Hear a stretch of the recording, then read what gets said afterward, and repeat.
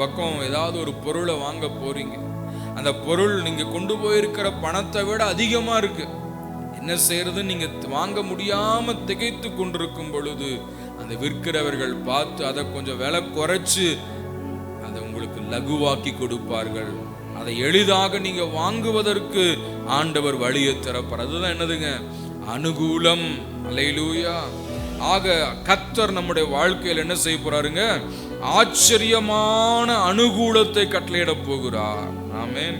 அந்த அனுகூலத்தை எல்லாம் நாம் பெற்றுக்கொள்ள வேண்டுமானால் என்ன செய்ய வேண்டும், அதான் பார்க்கணும்.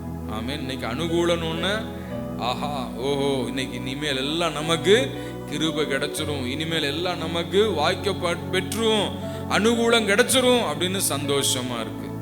ஆனா ஆண்டவருடைய ஆசீர்வாதங்கள் எல்லாமே எப்படின்னா coupled with some conditions.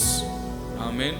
சில நிபந்தனைகளுக்கு நாம் கீழ்ப்படியும் பொழுது, சில காரியங்களை செய்யும் பொழுதுதான் ஆண்டவர் என்ன செய்வாருங்க, அந்த ஆசீர்வாதங்களை தேவன் நமக்கு தர வல்லவராய் இருக்கிறார். அல்லேலூயா.